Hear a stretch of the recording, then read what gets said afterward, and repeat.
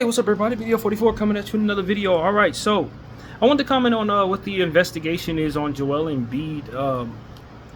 I guess the Philadelphia 76ers are going to arrest him to start the season, and the NBA is not cool with it. They're going to launch an investigation to figure out if this is a legitimate injury or if they're just trying to be preventative.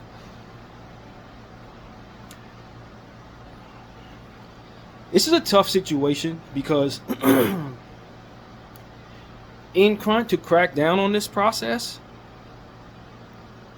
you may be forcing a player that you would probably be better for having on the floor if you're the league into a situation where he may actually get injured. And it'll be your fault because you forbid all preventative measures. That's the reality of it. But I think an investigation doesn't mean they're automatically cracking down. It means they're going to look into it and determine. So I guess that's fair. You have a right to look into something. What you do, with what you find, is really where things can get either tricky or be fair. So that's I think is leaving room. But I think the overall demonstration to me seems as if they're basically saying, we don't really like that y'all do this. And what I'm saying is, I don't know that if they don't do this, you won't have one of the best players on the floor, because he's going to get injured if he tries to play 82 games. Not all bodies are created equal, and some people really aren't built to play that many games. And while you may say, okay, well, you're just not the right person for the job, that may not necessarily be in the best interest of the league when you're talking about an MVP. When you're talking about somebody in a big market, when you're talking about somebody who, if he's on the floor, his team can win a championship. Now, Kawhi Leonard's situation is the maximum extreme because he's always out. He's always, in my mind, in need of an investigation into why he's not on the floor 24/7. I think it's every game there's a chance he doesn't play. Every season there's a chance he misses 100 games, and there are only 82 to play. So, for me, I understand the NBA wanting to make sure that teams don't do things that take the best product off the floor when the product can play, the player can play. But the NBA should determine that certain situations may require unorthodox measures in order for the player to be available in the biggest games, in the biggest moments.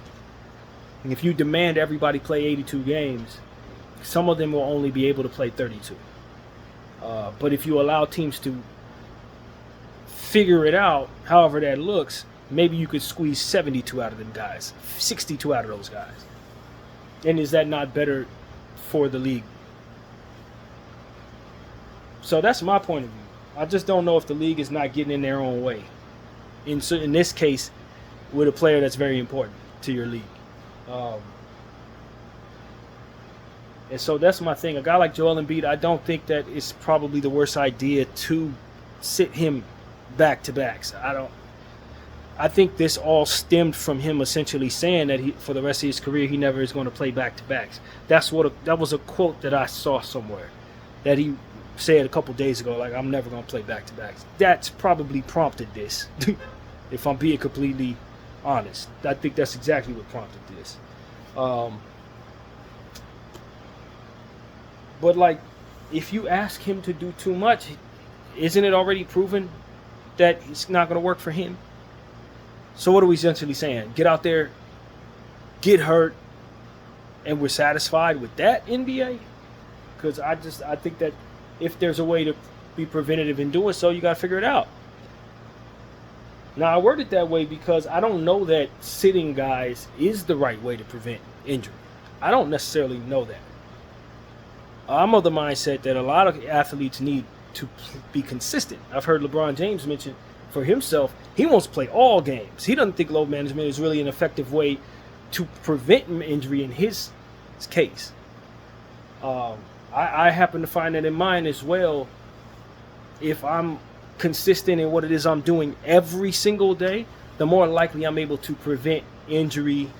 If I'm taking my exercise, my strenuous exercise, and I'm only doing them once a week, that's when I usually find myself having an injury at some point. when I'm not as monotonous and consistent. But if I'm doing something every single day, I find that I don't get injured. So it just depends on the person, and because it depends on the person, the NBA needs to treat every situation uniquely in that regard. Some people you will be best for sitting. Other guys you probably will be best to make sure that they never sit. Like, it's just depends on the body, man. And so I just think that launching an investigation is fair. What they do afterward will determine how responsible I think they're being. And, it is what it is, man. I think at the end of the day, you want to see the best players on the floor. You don't want to see guys sit when they don't have to, when it's not in their best interest to do so, just being lazy and stealing money from the league and not providing the paying customer the best product, which is also, a primary concern in a business, that making sure that what people are paying for is what they're getting. But we all understand this. Most basketball fans who've bought tickets know that there's a chance that the player that they're there to see is not going to show up. I've been to basketball games where the best players weren't on the floor, and I thought I was going to see them when I got my tickets. It happens. I don't think I've ever been to a game where everybody was healthy, to be honest with you. So it's just part of the gamble. Sports, man. And sometimes the tickets is really expensive. But, at the end of the day, you just go to see whatever they have available. And if you're a fan of the team, you'll root for who's ever playing. But, I think it's fool's gold for a fan to buy tickets just assuming that they are going to see their favorite player. That's not how sports works. You hope he'll be on the floor. He may plan to be on the floor, but in the spirit of being aware of what you're doing, you got to leave room for them to not be there. And I think that's kind of how the NBA should sell these tickets. And I know they're worried about saying that.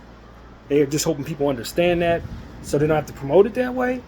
But they do sometimes, say, oh, you got to get your best player.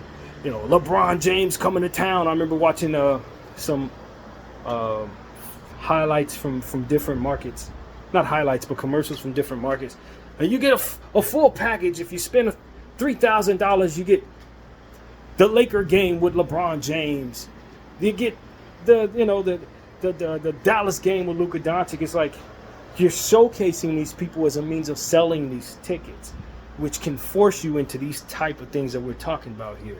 But the reality is, if you don't do that, you won't put as much pressure on these players to play when they're not able to.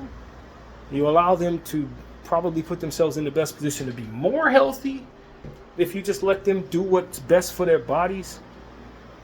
And in launching investigations to make sure they're being genuine in what they're doing is your right, and I think it's probably the right thing to do. But coming down on them and demanding that they play or demanding that they don't be preventative, I just don't think that's better for the bigger picture. I really don't. I really don't think it's better for the bigger picture. I think you mess around, force Joel Embiid to play 82 games. He gets hurt in 32 games. He's retired in 2 seasons.